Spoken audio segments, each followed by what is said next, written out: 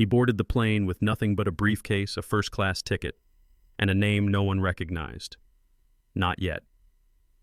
To most passengers, he looked like just another businessman in a Navy suit. Quiet, composed, invisible, in the way only a powerful black man in America can be when people choose not to see him. But when a flight attendant told him, "You don't belong in seat 1A, she made more than a mistake. She made an assumption, and she made it publicly. What she didn't realize was that the man she had just dismissed wasn't just a passenger. He was the CEO of one of the most influential tech firms in the country, a federal advisor, a man whose single message could shake an entire airline to its core. He didn't shout, he didn't resist, he simply moved to the back of the plane.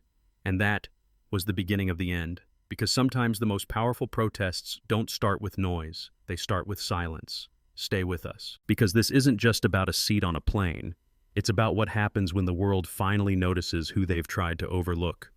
Isaiah Reed didn't look like a man trying to make a statement. He moved through Chicago. O'Hare's bustling Terminal C with the quiet confidence of someone who had flown more miles than he cared to count. In one hand, he carried a sleek leather briefcase scuffed at the corners from use, not neglect. In the other, a navy blue boarding pass marked Horizon Air Flight 714, Seat 1A First Class. He wasn't flanked by a team. No assistants in tow, no entourage clearing a path. Just him, well-tailored, composed, and effortlessly dignified. Isaiah was the CEO of Arison Dynamics, one of the fastest-growing tech firms in the country. His name had graced the covers of Fortune and Wired. He had keynoted conferences, led congressional hearings on AI policy, and negotiated government contracts worth hundreds of millions. But none of that mattered here.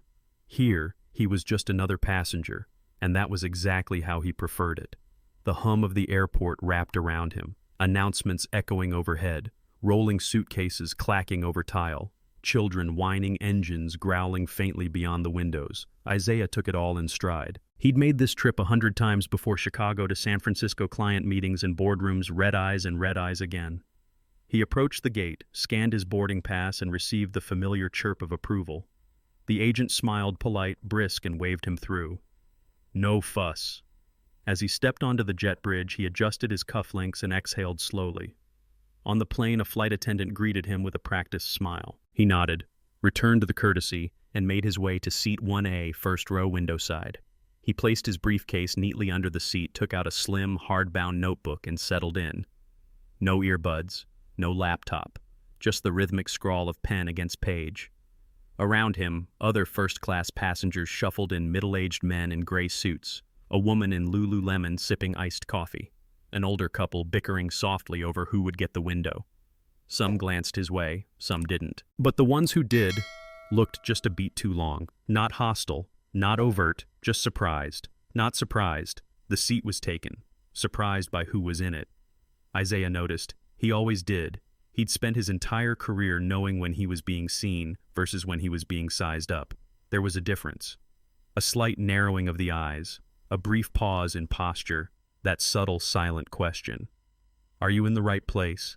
He'd answered it so many times before without ever speaking. He didn't need to prove himself here.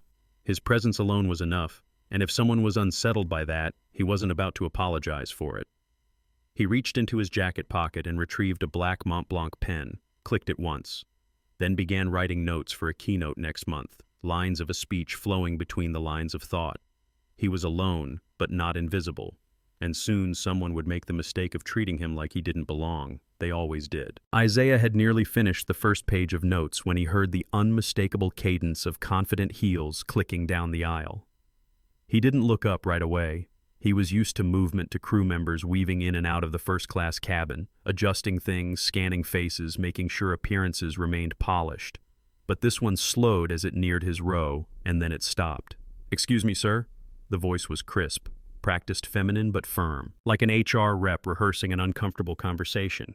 Isaiah lifted his gaze. Standing in the aisle was the lead flight attendant, Kelly Stroud, according to her badge, mid-40s, blunt bob haircut, immaculate uniform. A smile that looked more like a stretch than a greeting. He straightened slightly. Yes. She returned the kind of smile that didn't reach her eyes. "May I see your boarding pass again, please?" He blinked once slowly. Of course. Without hesitation, Isaiah reached into the inner pocket of his jacket, removed the navy slip, and handed it to her. Kelly took it between two fingers like it might smudge her nails. She stared at it for a beat too long, as if trying to find the flaw she was sure existed. Then she glanced at him, then at the pass, then again. "This says seat 1A, she said, her tone rising slightly on the number as if it had betrayed her. "It does," Isaiah said evenly. She didn't hand it back right away. Instead, she lowered her voice, but not enough to escape the ears of nearby passengers. "I'm going to need you to move to economy for now while we sort this out." Isaiah tilted his head slightly. "Sort what out?" "There may have been a manifest issue," she replied quickly, rehearsed. "It's probably just a mistake, but I need you to clear the seat so we can verify things." A few rows behind her, someone lowered a newspaper. A man in a suit paused mid-email.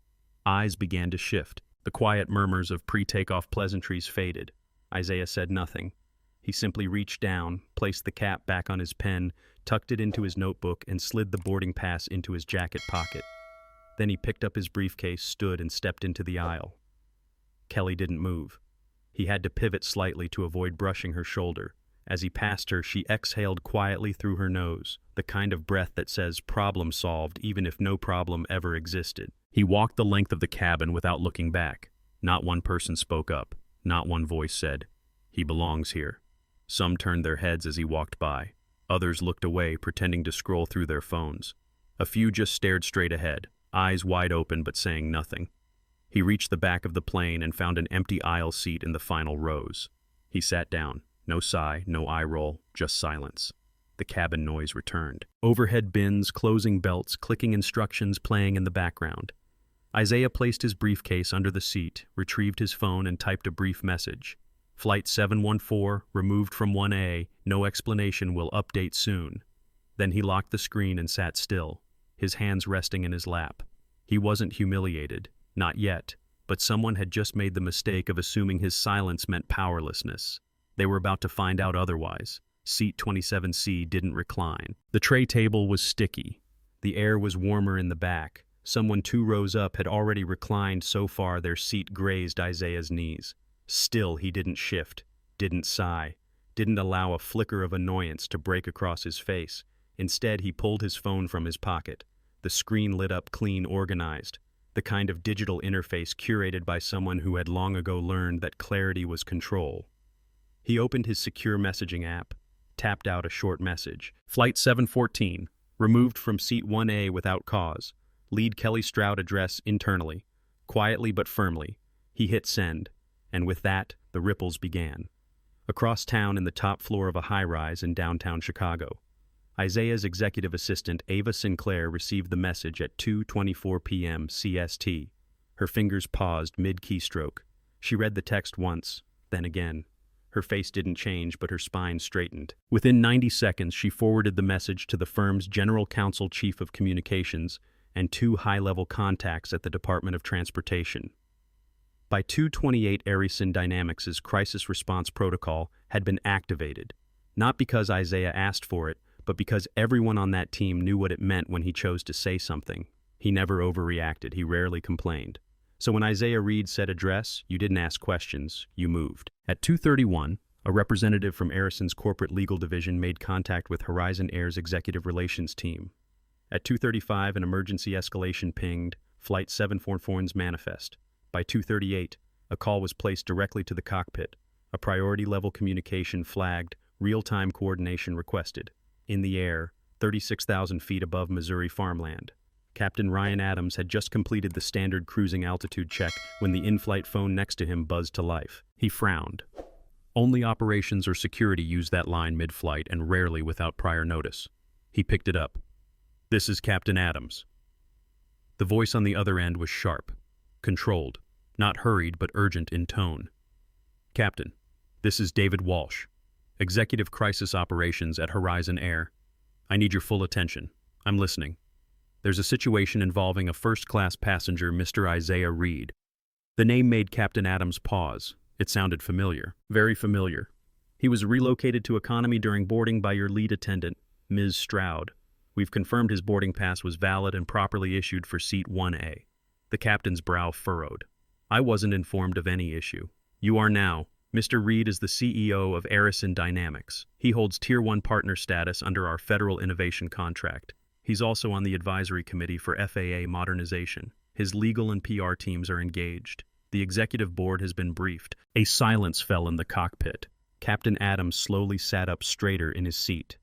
Understood. We are treating this as a potential discrimination case. Internal review is already in motion. You are instructed to verify the facts immediately and coordinate with your crew.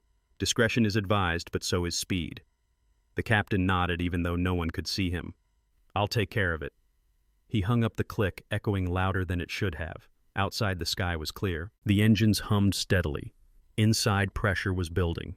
And somewhere in row 27, a man sat in silence, composed, unshaken. While the system that had underestimated him scrambled to catch up, Captain Ryan Adams had faced turbulence before. Literal turbulence, wind shear over Denver, engine stall alarms at 30,000 feet, unruly passengers who needed calming or restraint. But this wasn't that kind of turbulence. This was the kind that came with a calm voice on the other end of the line.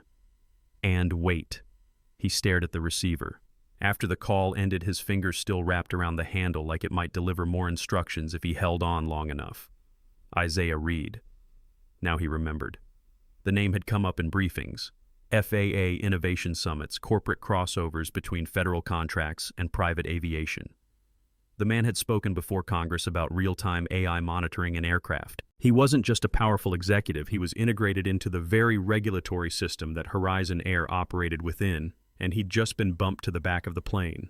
The cockpit was quiet except for the soft rhythm of altitude indicators and occasional updates from air traffic control. His co-pilot, Mark Delaney, gave him a side glance. Something wrong. Captain Adams didn't answer right away. He toggled the crew intercom and pressed a button labeled FA Call Lead. A moment later, a light pinged in the galley. Ms. Stroud, he said into the handset, his voice controlled but clipped. Please report to the cockpit, immediately. There was a pause. Then, on my way. Captain, came the reply, cool as ever. He leaned back in his chair, his jaw set tighter with each second. They'd told him to handle it discreetly, not to cause alarm, but the wording had been deliberate priority-level crisis. A minute passed, then the door to the cockpit opened with a soft hiss, and Kelly Stroud stepped inside. She stood straight, hands clasped behind her back, the picture of professional calm. At least on the outside, Captain, she asked, tone crisp. He turned slowly in his seat, looking at her fully for the first time. Kelly, he said quietly, did you move a passenger from seat 1A? She blinked. Yes. There was a discrepancy. His name wasn't matching what I expected. Adams narrowed his eyes. Did you verify with the manifest? Kelly hesitated. His ticket said 1A, but I thought it might have been an upgrade error. He didn't look like the usual first-class traveler. The moment the words left her mouth, she knew Captain Adams drew in a slow breath, not loud but deep enough to make the small space feel colder. Kelly, he said evenly, the man you removed is Isaiah Reed, CEO of Accuses Dynamics. He's a Tier 1 federal partner. His company is involved in our aircraft monitoring systems. He sits on the FAA advisory board. Her posture stiffened, the color beginning to drain from her face. He's not just another passenger. He's the kind of person we're expected to treat with the utmost care, because he doesn't just fly with us. He helps shape how we're allowed to fly. I didn't know, she said, voice suddenly small. That the captain said is exactly the problem. He let that hang in the air for a moment before continuing. Corporate's watching this flight live. Legal has been notified, PR's on standby. You've triggered a full internal review mid-air. Kelly's throat moved as she swallowed hard. I need you to correct this, Adams said immediately. Bring him back to 1A. Apologize. And Kelly, he paused, making sure she heard every word. Get this right, because they're waiting for you when we land. She nodded, stiffly, murmured a barely audible, yes, Captain, and stepped out of the cockpit. Adams stared straight ahead as the door closed behind her. There was no turbulence on the radar, but the storm had already begun.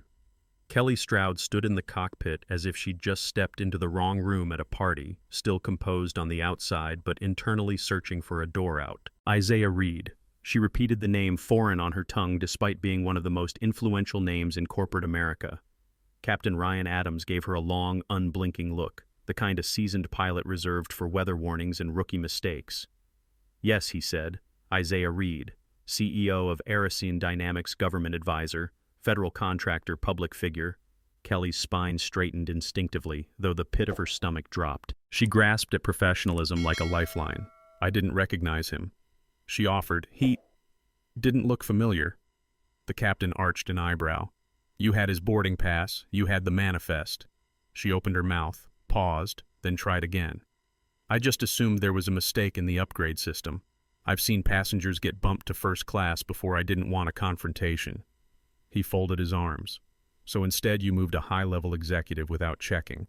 And now we're flying through a PR minefield. She stiffened, the pressure of uniform and years of procedural training suddenly too tight around her chest. I thought I was following protocol, she said, though her voice wavered for the first time. No, Adams replied firmly. You were following your instinct, and your instinct told you a man who didn't look like he belonged didn't. The truth of it struck harder than any turbulence ever had. Kelly looked away, jaw tightening. The cockpit felt smaller now, the air denser. Her composure, the confident mask she wore for years, began to crack under the pressure of who she had just embarrassed and how deeply the airline now found itself entangled in fallout. The captain wasn't finished. This is already above our heads, he continued, his tone clipped. Corporate has flagged the incident. Legal's involved. Ops is tracking this flight like it's a security breach. They've seen the manifest. They've seen the footage. Footage, she echoed. Adams nodded. We don't know who recorded it, but word's spreading. Fast. Kelly's face flushed. The weight of everything hit her all at once. The quick assumption, the public setting the silence from passengers that had now become evidence. She had acted in the moment, and that moment had turned into a storm. She opened her mouth again, but the captain held up a hand. Don't explain it to me, he said. Just fix it. Apologize. Make it right, while you still have the chance to do so on your own terms. Kelly nodded, stiff and mechanical, then turned and exited the cockpit.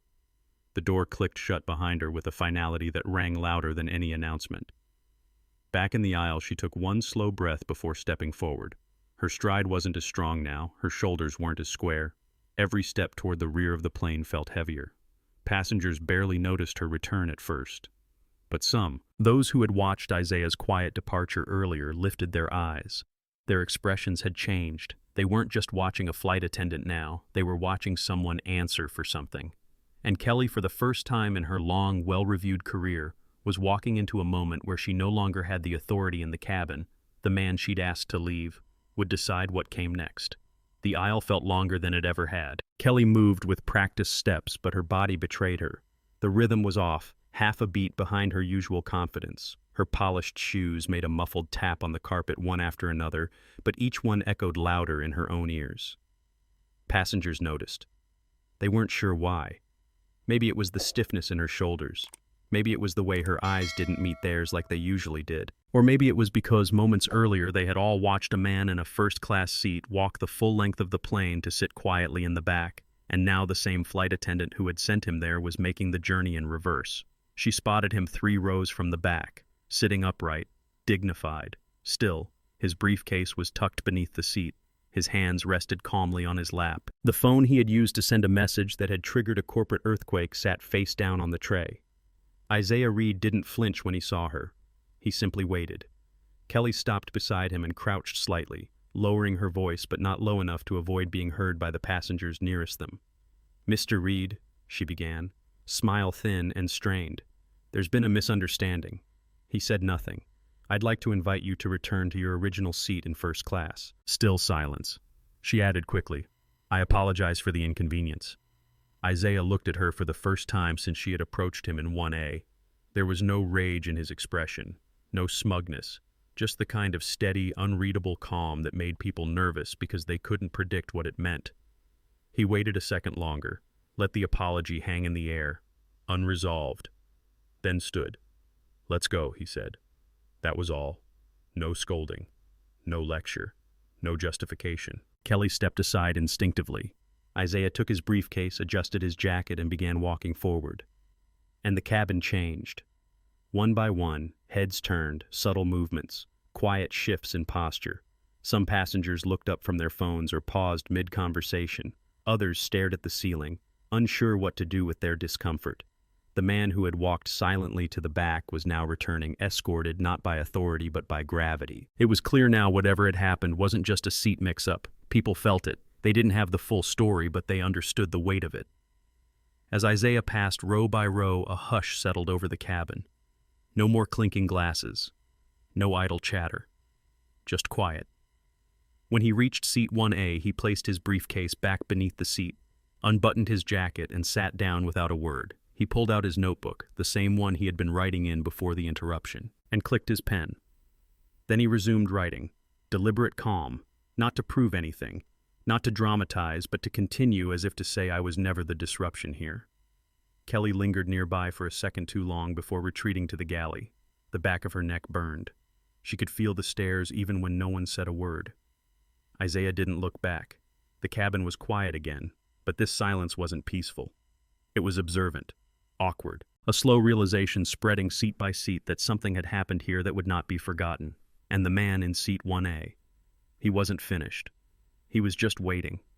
The seatbelt sign remained on, but no one moved. Not because of turbulence, at least not the kind measured by instruments. This was social turbulence, and it rippled quietly through the cabin of Flight 714 like the hum of an approaching storm. Passengers whispered. The couple in row 3 leaned toward each other, their eyes flicking to the front of the plane. The man in business class who had watched Isaiah return to his seat pressed pause on his podcast, though he kept his headphones in. A teenager across the aisle discreetly typed a message on her phone. Something just happened with the black guy in 1A, like the vibe on this plane changed. No one said anything out loud, but glances were exchanged like currency, and the silence around Isaiah Reed, once filled with polite indifference, now felt dense with implication. He didn't speak. He didn't need to. His posture remained the same, upright, dignified pen scratching occasionally against paper. A man not angry, not flustered, just certain that certainty unsettled people in ways a loud outburst never could. Further down the cabin, Emily Tran, a junior flight attendant in her late 20s, watched from behind the beverage cart near the galley. She had seen everything from the moment Isaiah was asked to leave first class to his silent walk back to economy, and now the carefully orchestrated return. She hadn't said a word. Protocol taught her to defer to senior crew. Kelly was the lead, and Emily was still new enough to question herself before questioning orders. But now something felt wrong. Not just in the air. In her gut. She leaned slightly against the bulkhead arms, folded eyes scanning the aisle. Passengers weren't fidgeting the way they normally did before meal service. They weren't lost in movies or sleep. They were thinking, processing. And she was too. She remembered the look on Isaiah's face when Kelly first approached him. Calm, yes, but it wasn't blank. It was knowing. It was practiced. It was the face of someone who had been here before, not on this plane, maybe, but in this position. A quiet displacement. Emily reached into the side pouch of her apron and pulled out her service tablet. She opened the internal crew chat, secure encrypted, reserved for mid-flight status reports. A message had already gone out from HQ Crisis Ops Monitoring F714. Crew maintain professionalism. Documentation requested upon landing. Another from the assistant purser passenger seat issue flagged. Do not discuss with media. Do not engage without authorization. And then a separate notification passenger Isaiah Reed flagged VIP federal partner Emily swallowed hard. She hadn't known who he was, but now, even if she hadn't known the name, she understood the weight. This wasn't about protocol. This was about perception, about what someone saw when they looked at Isaiah, and about how the person in charge, her supervisor, had let that perception override every standard they were taught to follow. Isaiah didn't move. He didn't glance at the attendants. He didn't respond to the whispers. But his silence hovered in the cabin like vapor, impossible to grasp but undeniable in presence. And back at Horizon, Air Headquarters, the pings kept coming in. Screens lit up with flagged entries, recorded timestamps and calls from PR. Legal and Executive Relations Flight 714 had become a thread, and someone had just pulled it loose. The seatbelt sign chimed again, this time accompanied by a gentle dip of the aircraft's nose. They had begun their descent into San Francisco. The cabin lights dimmed slightly, casting long shadows across the aisles. The soft whirring of fans, the occasional click of a seatbelt, the barely audible adjustments of tray tables. Everything seemed muted, but the silence wasn't peaceful. It was anticipatory. Back in seat 1A, Isaiah Reed remained still, his notebook now closed and tucked neatly beside him. His hands rested atop one another. Fingers interlocked, posture, relaxed, yet not disengaged. He was watching. Listening. He always was. Across the aisle, a man in his 40s dressed in a gray blazer and sporting the faint sheen of someone who traveled often, leaned slightly toward him. He hesitated before speaking, his voice low but earnest. "I'm sorry," he said. "That should have never happened." Isaiah turned slightly, meeting his eyes with the same composure he'd held since the beginning. No surprise, no gratitude, no vindication, just steady recognition. "It happens all the time," he replied, voice soft but unshakably clear. The man nodded once, then sat back. There was nothing more to say. Not now. A few rows behind them, other passengers exchanged glances. A woman shifted uncomfortably in her seat. A college student clutched his phone a little tighter. The atmosphere wasn't hostile, but it had weight, a kind of shared awareness, like everyone knew they had witnessed something real, something more consequential than a seating mix-up. In the galley, Kelly stood alone. She wasn't fidgeting, she wasn't rehearsing lines, she simply stared at the cabin curtain, the hum of the engines filling the spaces where her usual confidence had once lived. She knew what waited for her on the ground. Captain Adams had said the words plainly. "They're waiting for you when we land," and they wasn't vague anymore. Public relations, legal, human resources, internal affairs would be in the gate area. Not at the terminal desk, not casually, not quietly, but present and visible. This flight had left O'Hare with a manifest. It would land with a message in the cockpit. Adams kept his tone neutral as he radioed in the final approach updates. But even his voice, steady and practiced after thousands of hours, carried an edge, a slight press in his vowels, a clipped pause before "thank you." He knew this landing would be smooth, but the fallout wouldn't be. At the front of the plane, Isaiah adjusted the cuffs of his suit jacket, a subtle motion, almost imperceptible, but there was intent in it, not pride, not performance, preparation. He didn't need a camera crew waiting. He didn't want a podium or a quote in the morning's headlines. But he did expect accountability, quiet, firm, undeniable. He hadn't raised his voice. He hadn't filed a complaint midair. He had merely told the truth to the right person at the right moment. And now the consequences were waiting at Gate 7B. The plane dipped lower, city lights beginning to flicker through the window beside him, a skyline coming into view. The coast. The end of the flight, but not the end of the story. In the stillness, passengers adjusted their posture. Some leaned forward in their seats, others folded their arms. No one was sleeping now. Whatever had begun in row 27 had made it to row 1 and beyond. The wheels touched down with a soft jolt, the kind that barely drew notice on a normal day. But today, no one clapped. No one sighed with relief. They all stayed still, waiting, watching. The cabin filled with the familiar hum of reverse thrusters and the mechanical whine of the brakes, slowing the aircraft's momentum. The lights brightened slightly as the seatbelt sign remained lit. Passengers looked around. It was a routine landing in form only. In atmosphere, it felt like a stage being set for something far from ordinary. In seat 1A, Isaiah remained composed. He placed his notebook back into his briefcase, zipped it with slow precision, and adjusted his tie. He had prepared for countless board meetings, federal summits, and high-stakes negotiations, but nothing required more discipline than knowing when not to act and trusting that silence leveraged wisely would speak loud enough. The aircraft rolled to a smooth stop at Gate 7B. Then came the chime.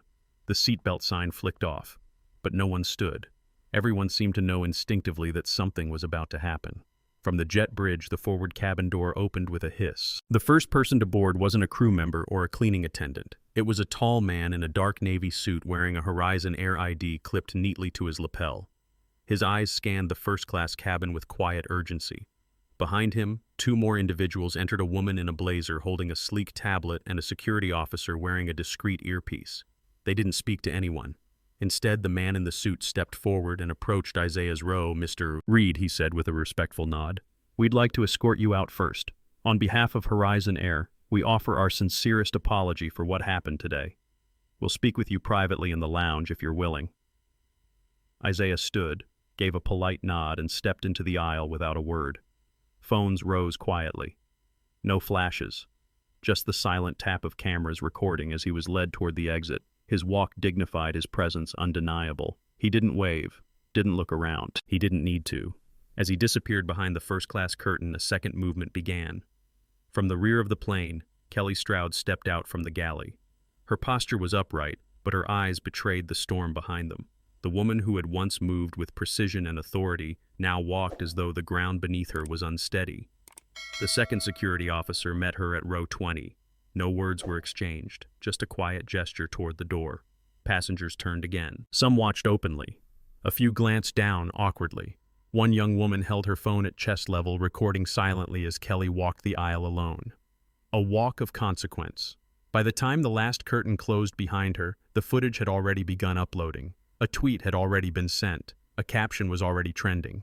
CEO Isaiah Reed removed from 1A flight attendant escorted by security. Howard Flight 714, Horizon Air. The wheels had barely cooled on the tarmac, and the story was already airborne. By the time Isaiah Reed left the private lounge, the story had already traveled farther than any press release could have taken it. Within hours, the footage had crossed timelines, stitched its way through headlines, and reached television panels who dissected each frame with the kind of focus usually reserved for scandal. But there was no scandal here, just one truth unfolding in silence. 2 walks had defined the flight, one forward, one back, and the world noticed Isaiah remained silent. He declined all interview requests. No tweets, no statements, no applause seeking response. He simply returned to his office the next morning, held his usual leadership briefing, and sent a memo to his team. Dignity isn't negotiable, not on this flight, not in this company, not anywhere. That was all. Meanwhile, behind closed doors at Horizon Air's headquarters, things moved faster. The airline's internal review, prompted before the flight even landed, concluded within 48 hours. Recorded testimonies, passenger footage, staff interviews, digital logs, everything lined up, and everything pointed to one moment. Kelly Stroud's decision. She had made a judgment based on nothing but a glance. She had authority, but she had used it to exclude, not protect, to diminish, not uphold. On the third morning after Flight 714, Kelly was called into the airline's operations office. She sat across from 2 senior officials, one from legal, one from HR. The conversation was brief. Ms. Stroud, one of them said, after review of the incident and its impact on passenger safety, reputation, and policy adherence, we're terminating your employment effective immediately. She didn't argue. There was no defense left. Not after the footage. Not after the silence that exposed her louder than any complaint could. She nodded once, signed the release form, and walked out of the building for the last time, not in uniform, not in command, just another person grappling with the weight of a moment they couldn't undo. No one clapped. No one cheered. This wasn't revenge. It was consequence. And while Isaiah Reed would never speak publicly about it, the message was already understood, not just within Horizon Air, but across industries, now whispering in closed rooms, asking uncomfortable questions out loud. Who do we notice? Who do we assume? Who do we silence without realizing? Airlines updated their crew training. HR departments rewrote their bias protocols. And flight crews across the country began to hesitate for just one extra second before making a snap judgment.